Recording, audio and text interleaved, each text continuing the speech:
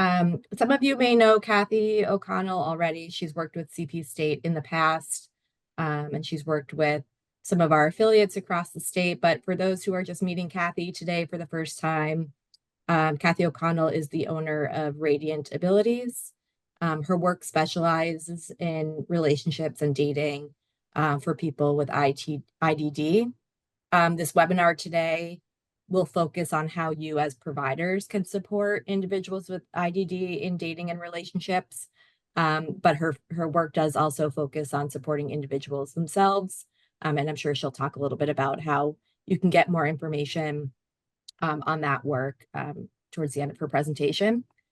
We're going to ask that you hold all questions to the end unless something needs to be brought to our attention regarding the presentation. If there's an audio or visual issue, please put that in the chat and let us know. But otherwise, please save all your content questions to the end. Thank you very much. And Kathy, thank you for hosting this webinar today. We're really excited for it, and I will turn it over to you. Thank you, Carly, and welcome everyone. I'm so glad that you're here and you're taking time to learn about dating and relationships and for people with disabilities. I do want to say that if you do have a question, you can put it in the chat if you don't want to forget, and we will address that at the end during the Q&A too. But welcome to Dating Simplified in 3 Steps and helping to empower people with disabilities. And I want to thank CP State for sending this and to give me an opportunity to talk about how to help the people you work with, or if you're someone with a disability, how to help yourself or get support for dating and relationships. What we're going to do is I'm going to give you some background information. We're going to go over the 3 steps. I'm going to give you a bonus step today. I'm going to talk to you about some resources available for you if you want to get more support, and then we'll do a Q&A at the end. So, you're in the right place if you feel overwhelmed by dating, you're unsure where to begin, the thought of rejection holds you back, or you haven't yet, keyword yet, experienced success in dating, and if you're a professional and get that you're feeling one or the all of these bullet points about supporting people with disabilities in dating and relationships. What you will learn in this webinar is why dating and relationships feels hard, course and the 3 steps to make it easier, the bonus step, and how to pull all of these steps together to make dating and relationships feel much more manageable.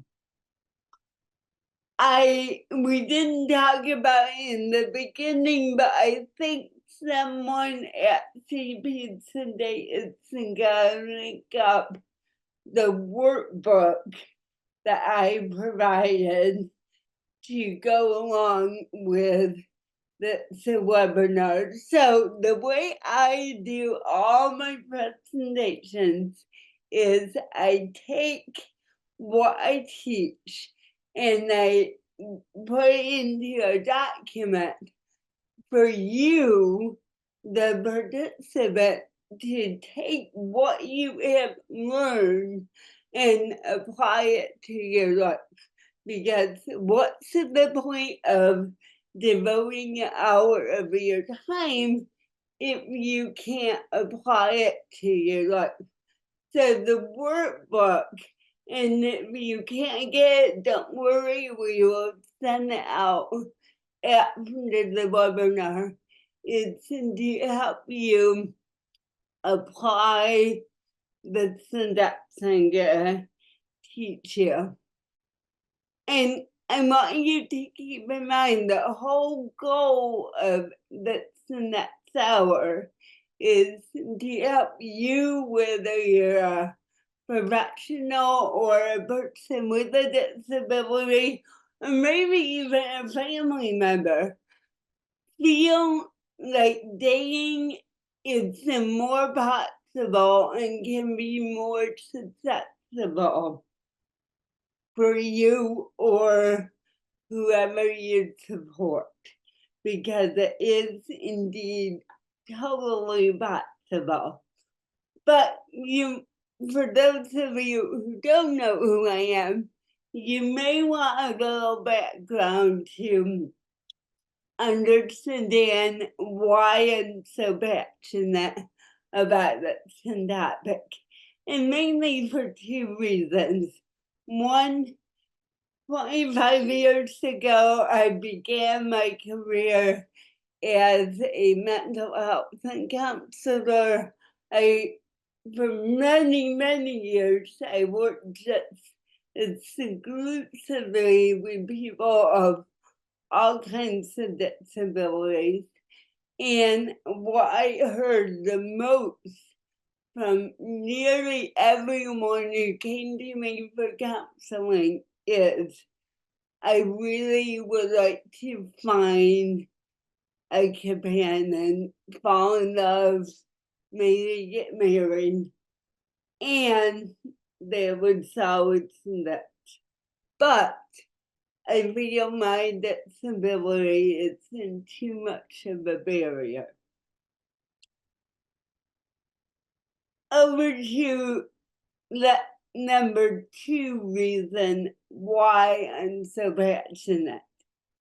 At the same time, I began this career counseling people with disabilities. I was much younger than I am now and single and really struggling to date because I had cerebral palsy. My disability, as you can tell, is very evident. And back in the late 90s, people did not talk about ableism like they do now, and they didn't talk about social discrimination like they do now. So it was really hard for me to date and to have people who accepted me and viewed me as a dating and relationship partner. Now, I did date, as evidenced by this screenshot, which is my dating profile from over 20 years ago. Proof that nothing dies on the internet. So for years, I dated or tried to date, and I had what I call a long dating career. At one point, I was even engaged, but that didn't work out. And I spent many years alone trying to find someone who would accept me and continuing to run into roadblocks But I never gave up on my dream because I knew for me it would help me feel fulfilled to find someone that I could share my life with. That's not the case for everyone, but for me, that was my dream. So I kept working on it. And remember, I'm a mental health and counselor, so we love to work on ourselves. And I kept working on my confidence, my self-esteem, and I kept trying to date. And then this happened. I had the most awkward and intense date of my life. And what happened was, sorry about that. Remember, I said I had a long dating career. So by the time I had this date, I knew, okay, I have to at some point talk about the disability, or I will not hear from the same person again. So we get done with dinner, we order dessert, and I work up the nerve to say to him, how are you doing with me having a disability? And big tears began rolling down his face. And he says, I am so uncomfortable. And for a minute, I thought I am going to crawl under the table and never date again because it's just way too painful. But remember, I have worked on myself. I have built up some skills with my self-esteem, my communication skills, my confidence. And I took a deep breath because I remembered who I was. And I decided to take a risk. And I said to him, well, you know what? I had CP. I will have it all my life. And not but and these are the reasons why I would make a good partner for someone. And we talked for a little bit, and I ended the date with saying to him, hey, you gotta figure out this is something you want to learn more about. Um, I won't contact you. You let me know if you're comfortable enough to come on another date with me. So the next night, I spent the whole day thinking, don't think I'll hear from him again. And that I get home from work and I get an email, and basically it says, you know what? I don't know if I can date someone with a disability, but you're so confident in who you are. I at least need to get to know you. So we began to date. And after every date, remember, I'm a mental health and counselor. I like to check in with people. I like to communicate about the hard things. So after every day, I would say, so, how are you doing with me? Having a disability. And he would say, oh, I don't know. and then the very next breath say, "So what are you doing next weekend?" And at that point, I knew that things were happening and beginning to evolve. And we slowly began staying consistently and talking through our issues.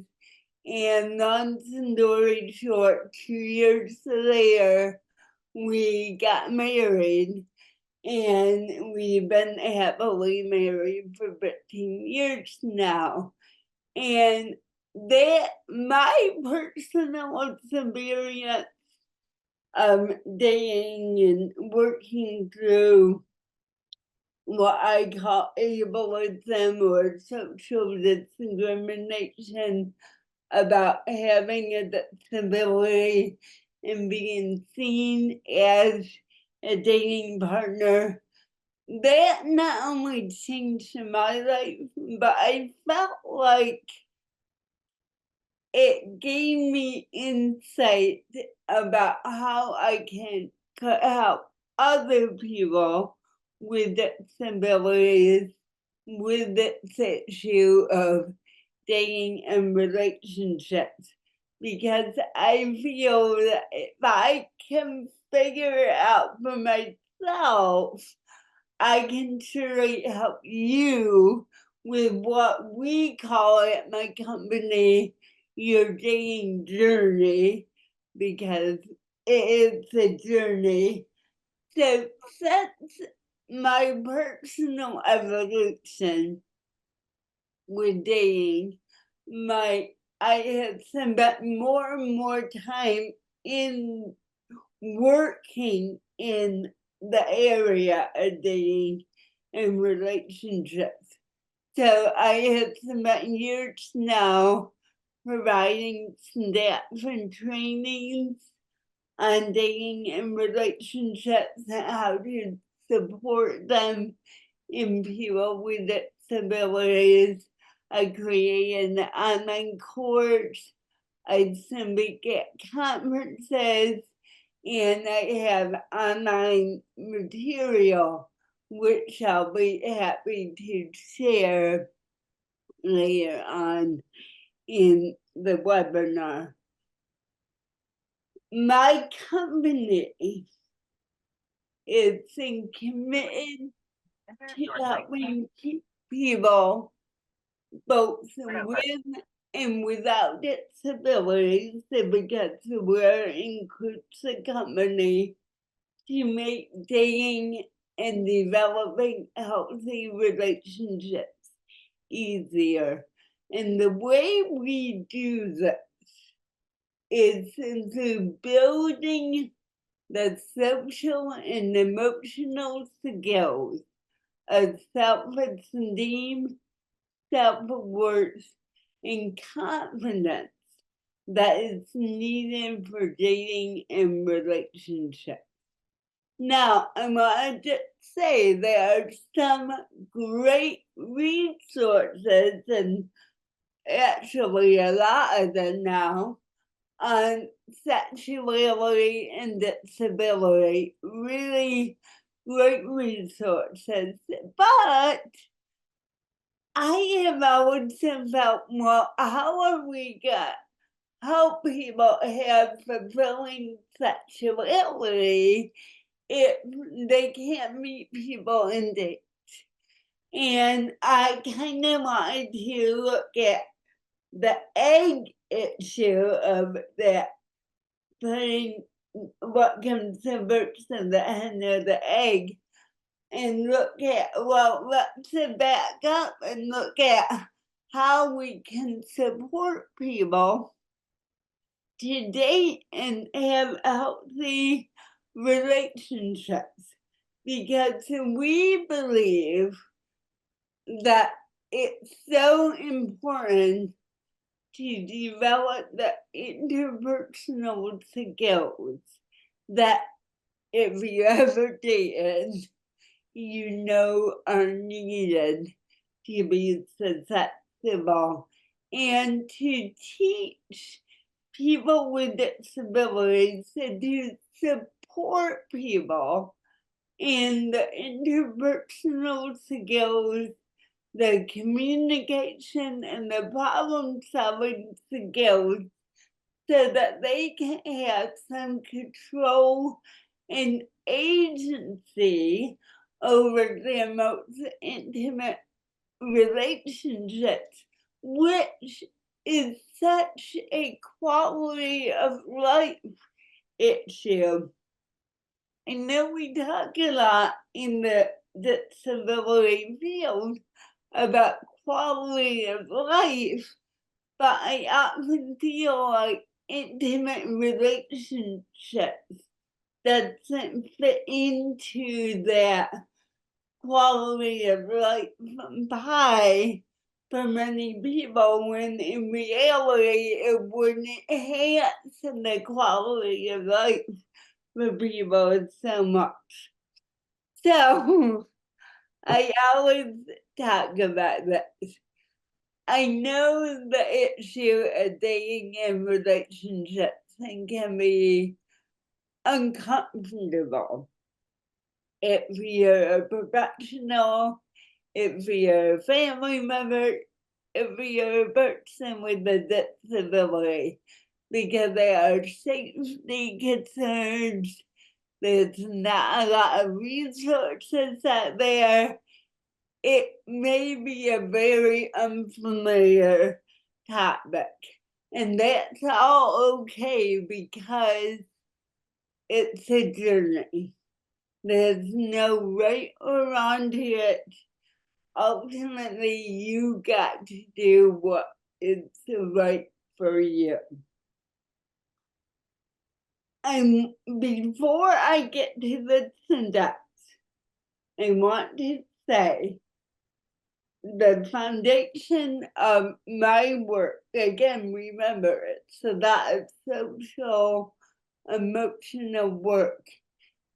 At the foundation is the importance of addressing that we still really struggle with stigma and ableism about people with disabilities dating and being in intimate relationships.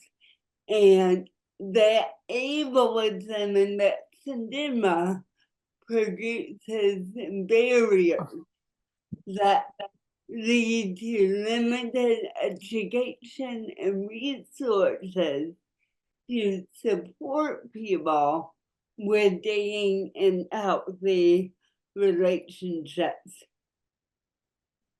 I know there's a lot on the screen, so you don't need to digest it all, but I just want to show you that the cost of not supporting dating and healthy relationship development is that it can lead to people being at increased risk for abuse and assault.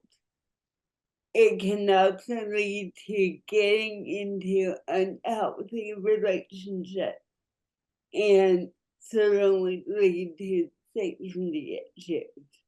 And the answer to that is to educate around how ableism affects people with disabilities in dating and relationships, and how these issues of abuse, unhealthy relationships, and safety can increase if we don't educate ourselves about the importance of it.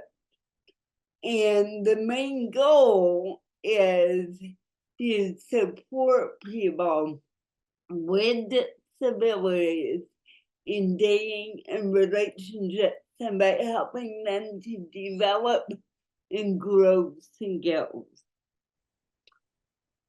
we also believe at my company that another foundation is self-esteem and confidence as the key tools for happy and safe dating through developing a positive belief about oneself. Okay, now on to the three steps. So these three steps are the most single, powerful, and strategic way to simplify dating because, hey, if you ever can, and it's especially now with the onslaught of dating apps and social media, it's complicated for everyone. So we need a way to simplify that. So step one is believe.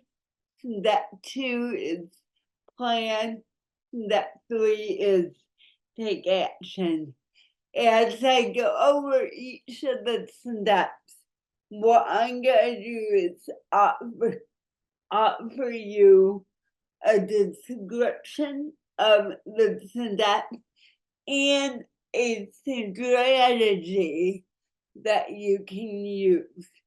So I would encourage you that if you and again I'm happy if anyone wants my slides, I will be happy to send you a copy, but I will also encourage you to go through the three steps. Feel free to take screenshots of them because it's strategies you can begin using today to help you with your dating journey. Okay, step one, believe in your worth as a partner. Now remember, much of my work has the foundation of how do you, the person with a disability, believe in yourself. And think about it.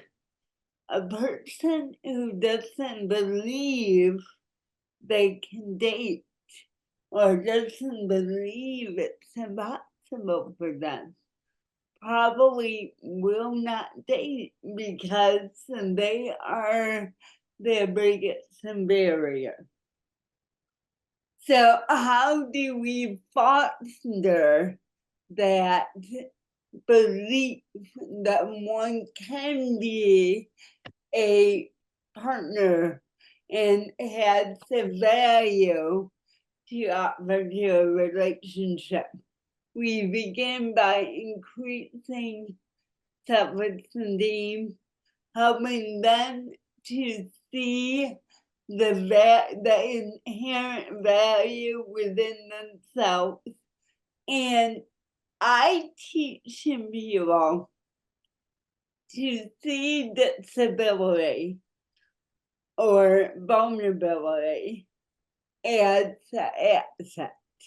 And what that may look like is looking at how having a disability, how having the lived experience of dealing with ongoing adversity has created qualities, maybe like patience and understanding, that can be very transferable to being in a relationship because don't we want to be around people who are more accepting and patient? We also need to focus on specifically what it's called dating self-esteem. So building positive beliefs that someone with a disability, and we all know that we are in the stereotypical what they determine attractive, but building positive affirmations, a positive belief in oneself about your worth and what you have to offer. And we always encourage that people Good. surround themselves with a Very good. network of people who can also support these good things. Now, here's a strategy, and this to help build a belief. So I hear background. Can I'm sorry, Kelsey, can you double check that everyone is muted, please?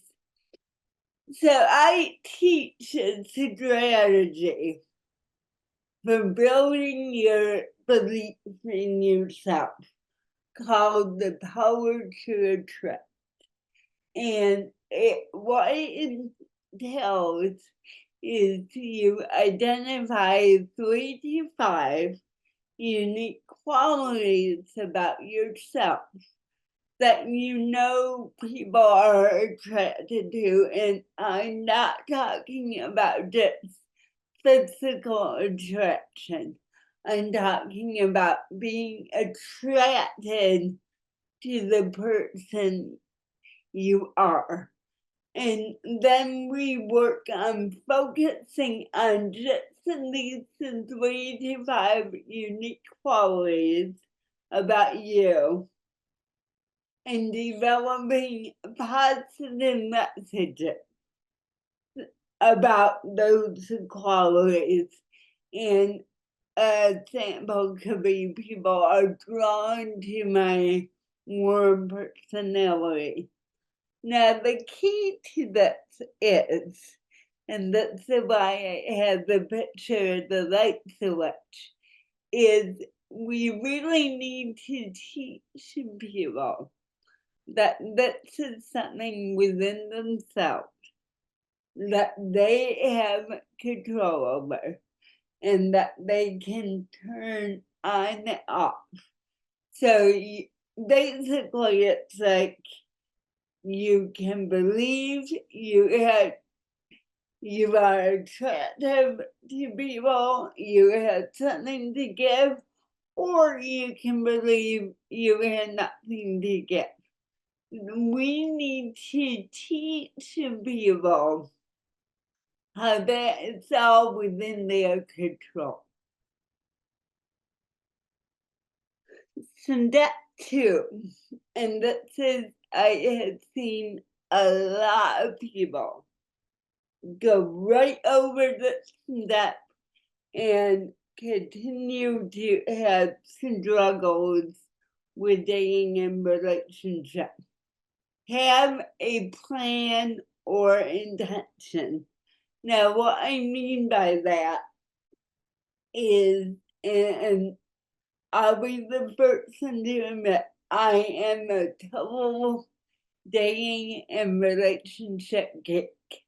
I help people do dating plans where they set a clear goal or intention of what they want in dating and relationships. And keep in mind it can look so different for people.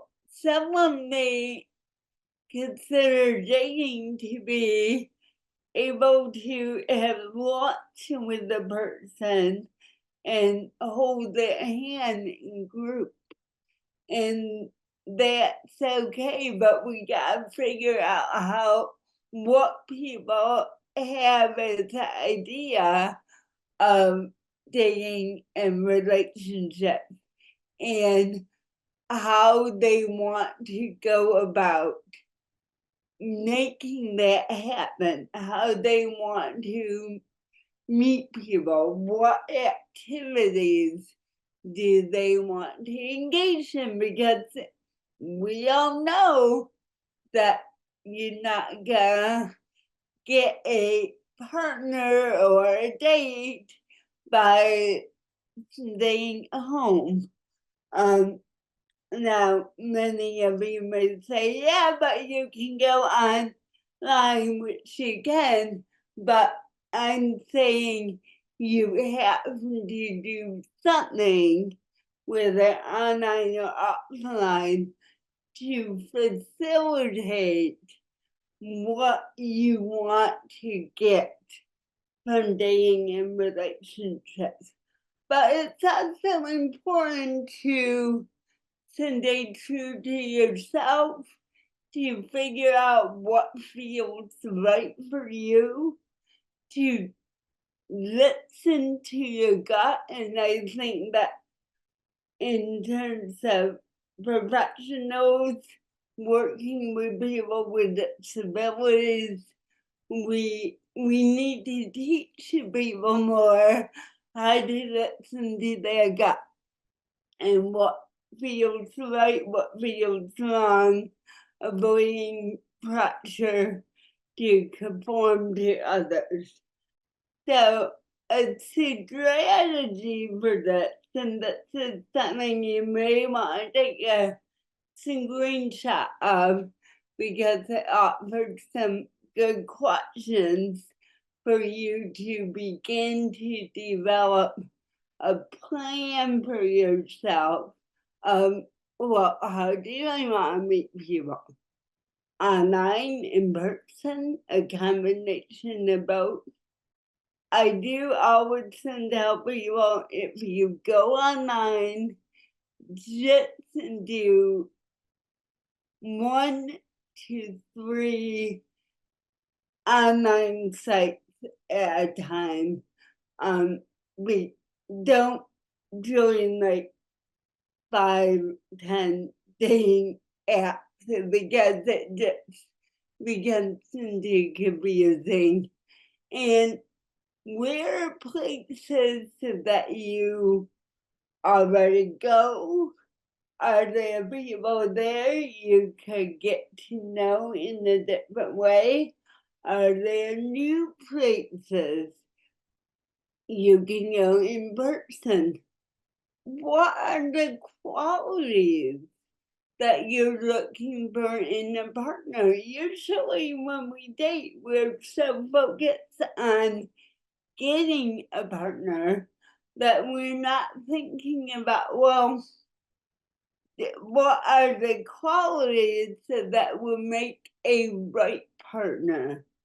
And also, what are the timelines you're giving yourself? I work with a lot of people who want to date, but then they don't push themselves to meet different people, and then they stay feeling frustrated that they're not meeting the right person.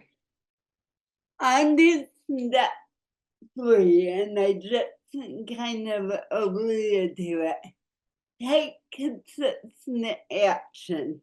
And what I mean by that is a lot of people talk about wanting to date, wanting to meet people. It can be very exciting to talk about that. And it can feel a lot scarier to do something about it.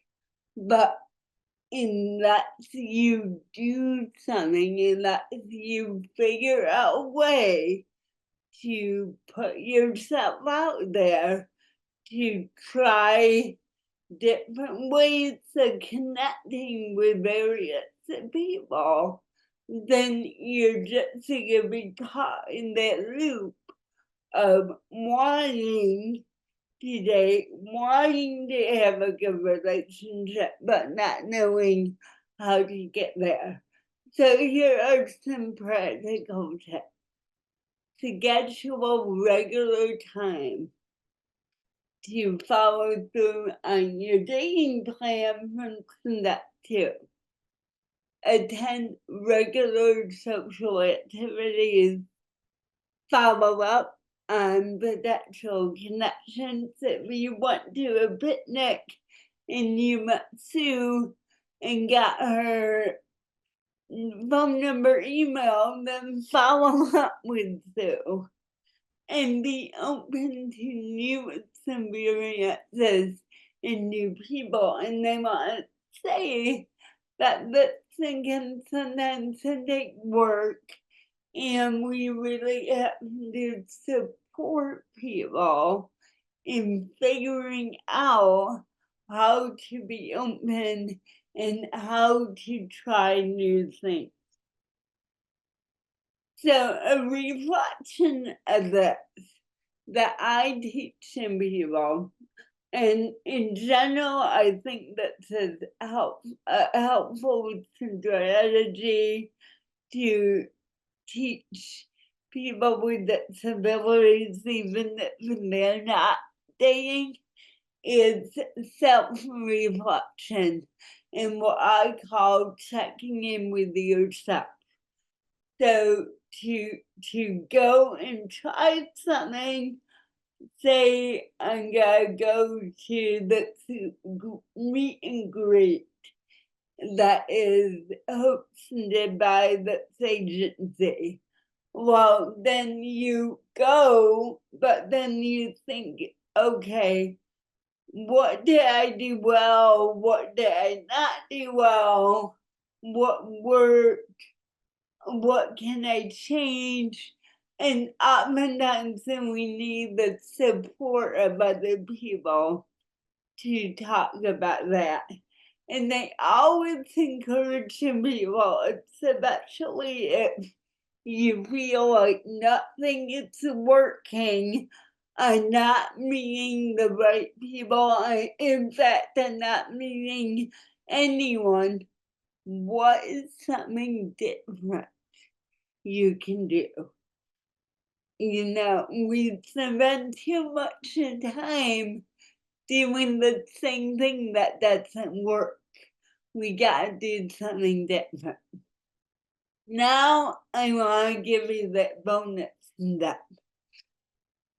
And that is, I wanna say dating and relationships for everyone is very hard and can be hard.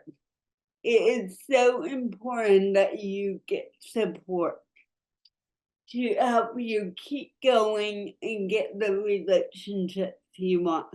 And that's why I work a lot, not only with people with disabilities, but also professionals in helping you to understand your importance in providing service to keep the dating and relationship issue in mind.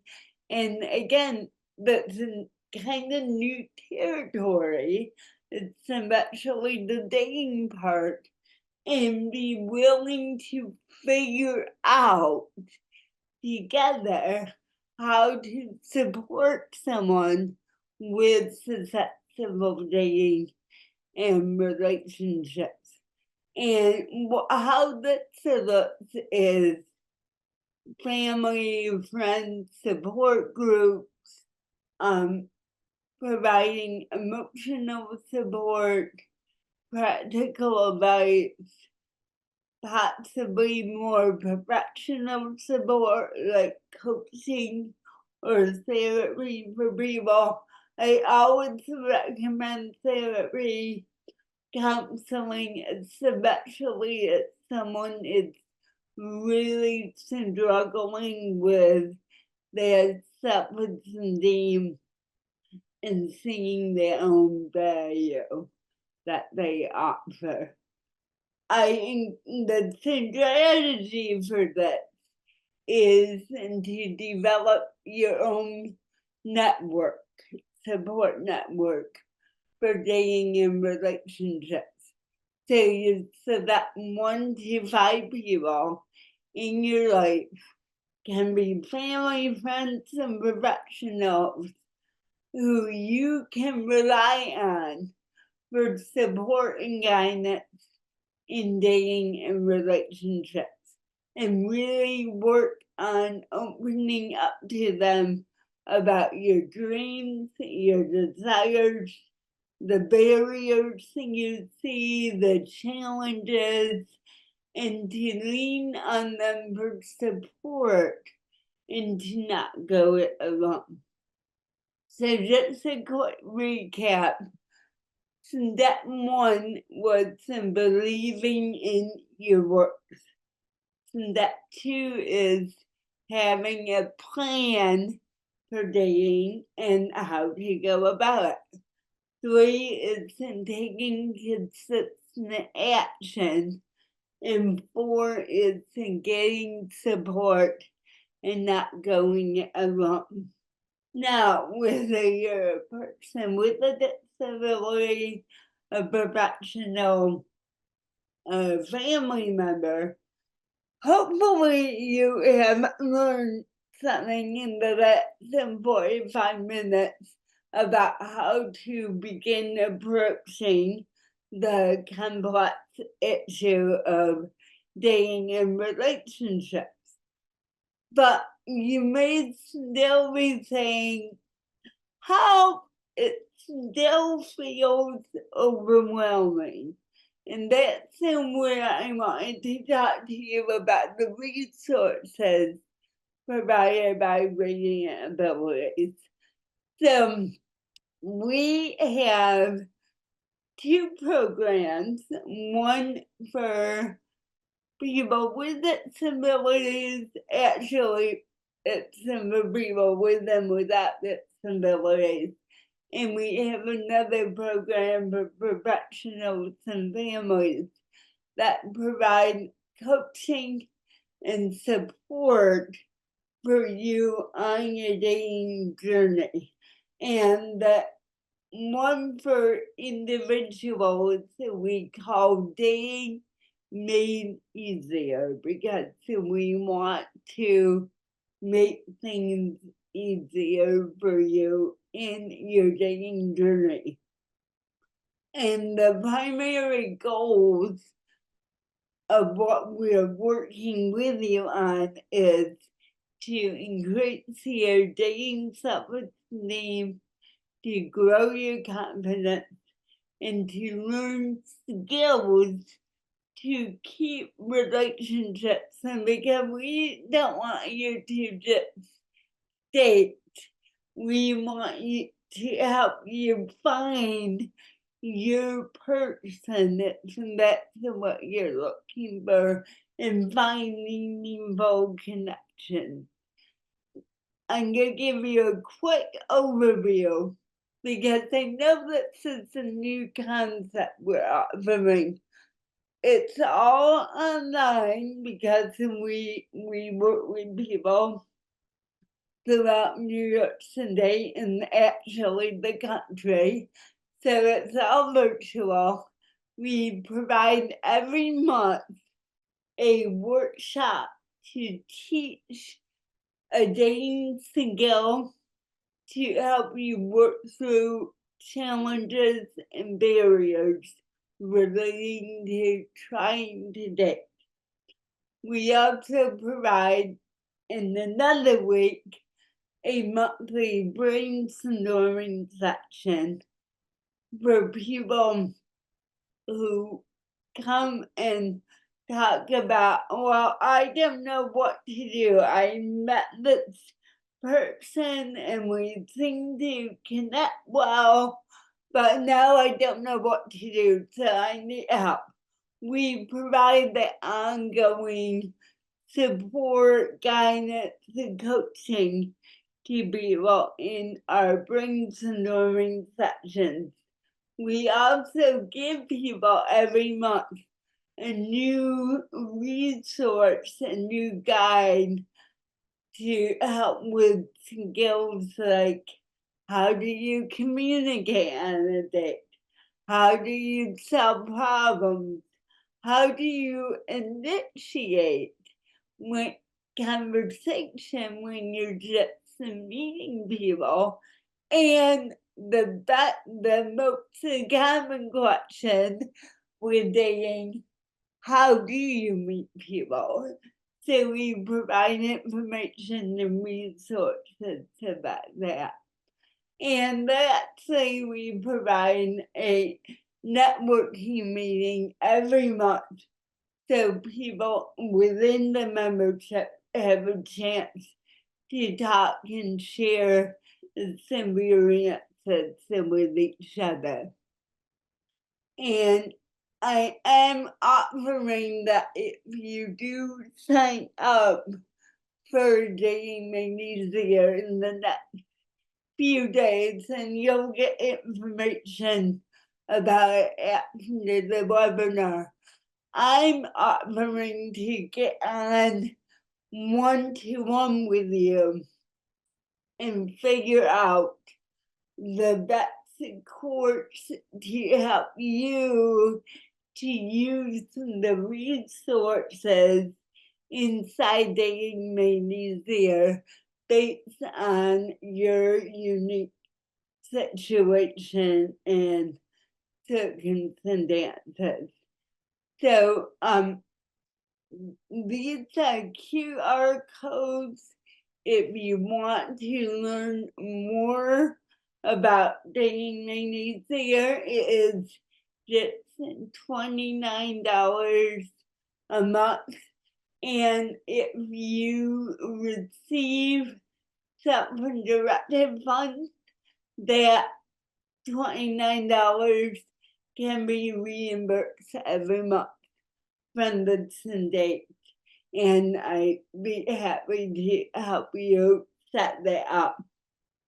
And we also offer a annual subscription, and with that you get 2 months free. And for those who feel they really need guidance and help, we do offer a subscription where you can also meet with myself twice a month and get really individualized guidance on your dating and relationship goals. Now, I will say to the individuals and all of you that what I didn't get into was my company prior to developing this resource. We did 2 years of research with professionals and people with disabilities. And what we found is that people with disabilities and the professionals helping them have a very significant hard time finding success. But what we also noticed is that when people had skills and support, then they were more likely to be successful in dating and relationships. I also want to let you know that while we don't offer refunds on the membership, you can cancel at any time if you feel like it doesn't work for you. I also will be providing information about our professional membership, our membership for families and professionals who want to learn more and get training on how do you effectively support dating and relationships. And that will be sent out to you after the webinar. But I do know that we are getting close, we're at the hour, and I do want to leave time for Q&A. So I'm going to actually stop my share because I always like to see people when I'm doing the Q&A, and I love entertaining questions. So Thank you, Kathy. I guess we'll turn it over to everyone. If you have a question, just unmute yourself, and now's the time.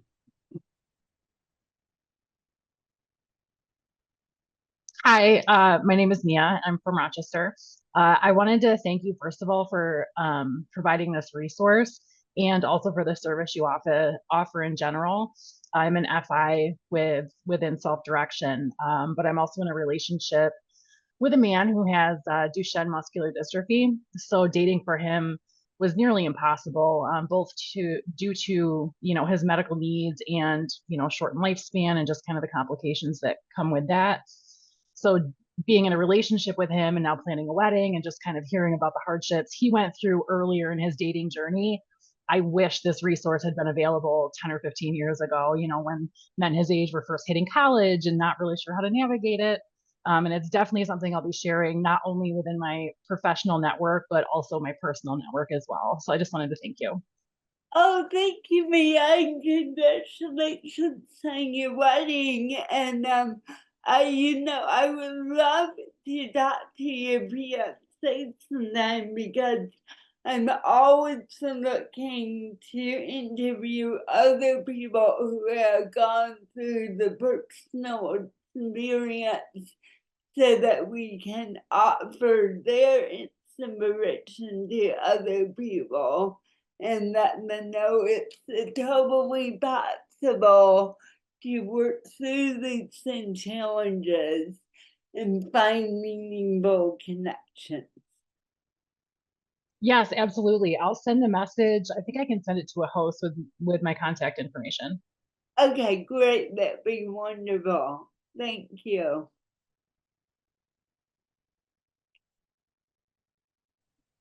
Kathy, it looks like we have a question in the chat here. Are you able to Yeah, access that? me. If not, I can read it out loud. No, I just the point in needing my glasses. How can healthy boundaries be effectively taught or broken down for individuals? Okay, and there's another question, but let me take the question first. So, healthy boundaries are taught by beginning to help people understand what their non-negotiables are. So what they will and won't tolerate. And I want to say, and years ago, I learned that since so many of you are familiar with the work of David Hinsenberger, who said, when you're disabled and people are always doing things for you and helping you in very intimate ways, it can be very challenging to know what your boundaries are. So it begins with a process of sitting and talking several times with someone what they're comfortable with, what they're not comfortable with, and then helping teach them how to communicate that with others. Your next question is what some of the appropriate and key language that can be used. And this is a follow-up question about the boundaries. The most important word that people need to know is no.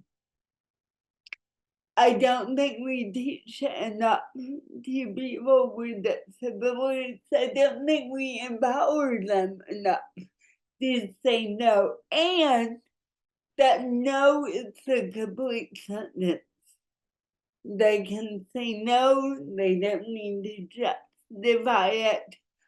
Other language, just to throw out some quick examples. I don't like that. I don't like when you talk to me that way. I feel angry when you do that. These are examples of very empowering language that is so helpful to teach people that it's okay to say, especially in circumstances where their boundaries are being violated. And again, I think I think that disability services across the board can do more to empower people to be able to communicate that. And then the thing came up. The question came from a neurodiverse individual, and it just broke my heart. Oh, okay, that's a new question. Are normal, and normal in quotes, women perceptive to know that the man was a student in special ed or subjected to other stigmas? And I think what you're saying is that you people without disabilities understand the background and probably the trauma of being different, of living with a stigma. And I'm gonna say that while some people without disabilities are sensitive to that, in my experience, most people without disabilities do not have that understanding and that sensitivity, and that doesn't mean that they can't, they just haven't typically been exposed to it.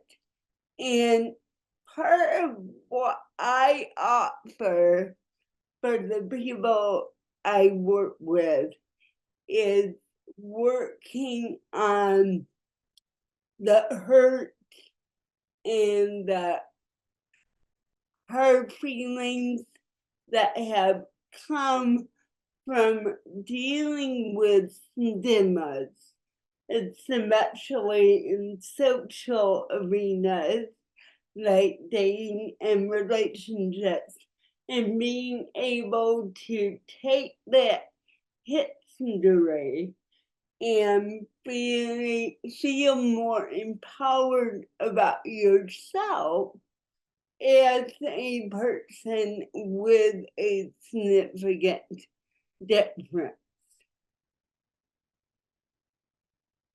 And if you need also can consent also be discussed.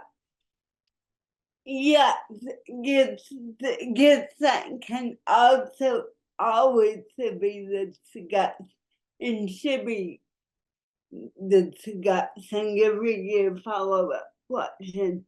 How can we effectively teach consent to neurodiverse individuals, regardless of how they may identify? Well, we all know that consent is a very complex issue.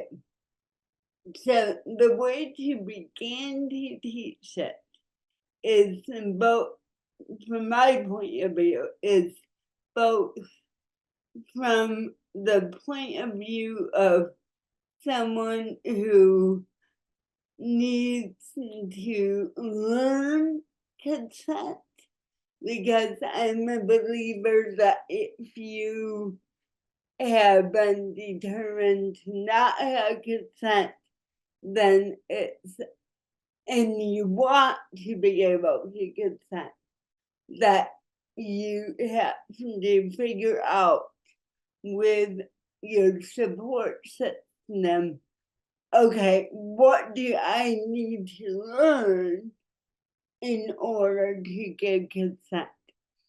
But also on the flip side, it's about working with other people who can consent, but who may be in a relationship with someone who can't consent, and understanding the barriers and the boundaries of that.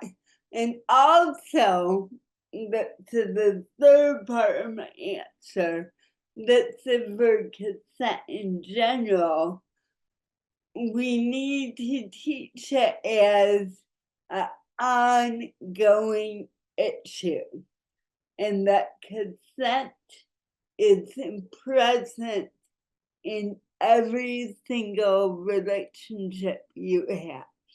And it's ongoing and it's ever evolving. And we need to teach people how to treat consent as that ongoing issue in relationships.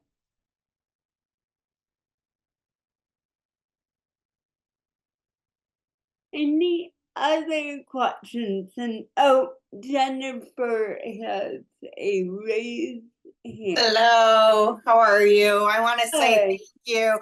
I'm a case manager through Buffalo in Western New York, and thank you so much for doing this presentation. My thing is internet safety, not only for, typical people, but also, the vulnerable population and, everybody. So I guess I have somebody who's interested in dating, and my fear for myself, I don't do internet dating because there's so many people who do pose that fakeness or not truthful information. Have you ever come across a website that is more internet safety for our individuals? I wish I had a dollar for every time people ask me that. So,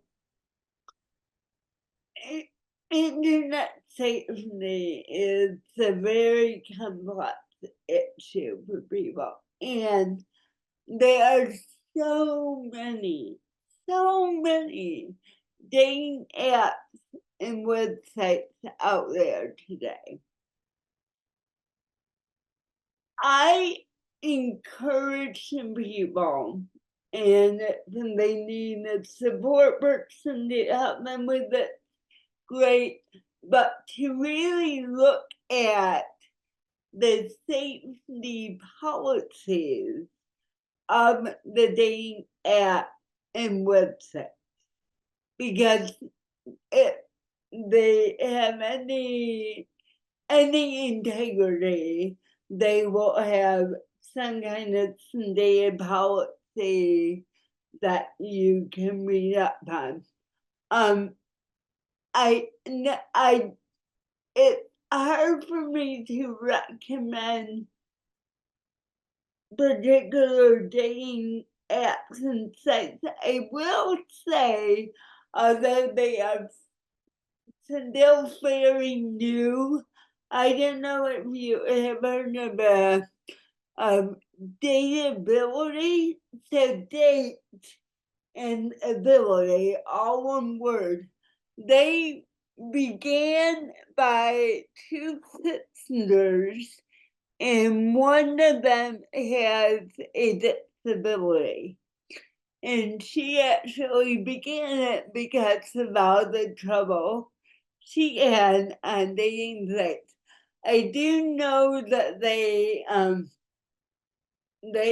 a safety process that people go through. However, because they're new, they only been around under 2 years. They don't have, they are only typically populated in the bigger cities and not more rural or suburban places. And I will say it seems like whatever app you're on, you're gonna run into people with not so good intentions. And that's why we need to really work on helping people to figure out.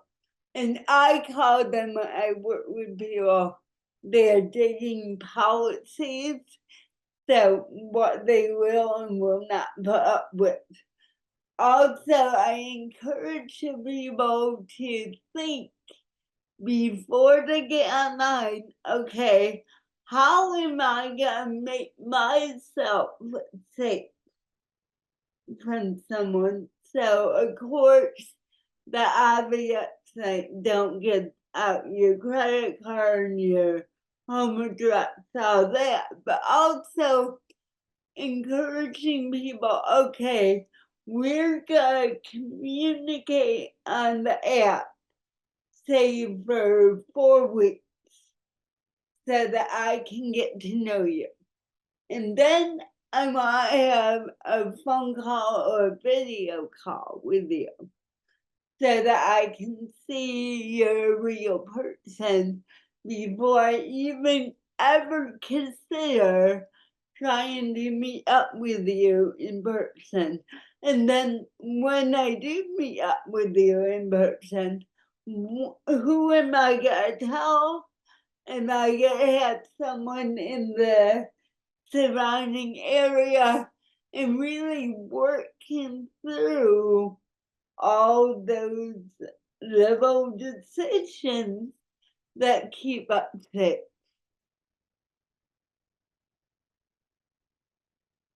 Thank you. I appreciate that. You're welcome. You're welcome. Any other questions?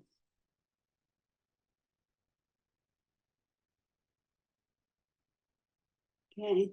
So you all will be getting some follow-up information from me. It will be from Kathy O'Connell at Radio Abilities. So if you don't see it, check your inbox, and that will be later today that you'll be receiving it, and if not today, by tomorrow. Yeah. Thank you all so much for being here and learning and listening. You'll get my contact information. I'm happy to provide further support and resources if you want to reach out to me. I'd be happy to. And I want to thank Carly and the rest of the CP state staff for hosting this and for realizing that that's a significant issue that really affects the quality of life for people. Thank you, Kathy. This was wonderful. I learned a lot. I hope everyone else did too. I think you provided some really helpful resources for everyone, and we'll look out for the additional information that you're going to send. But thank you again for taking the time to be here with us today and present this. Thank you. Thank you, everyone. Take care, everyone.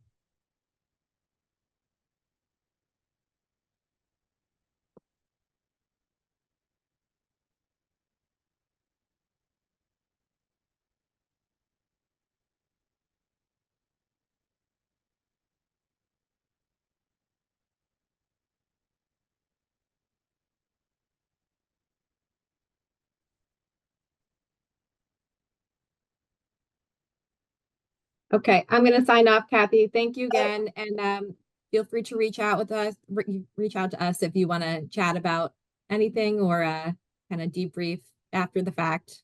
Okay, I just want to thank you again.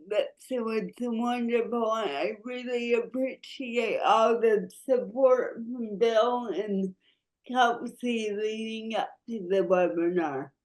No, Was thank you. Thank you. I wonderful. think we got a good turnout. Apparently, there were some people watching in groups. So I think we have even more people that were tuned in than Oh, were great. boxes. So yeah, I think we got a great turnout. So thank you again.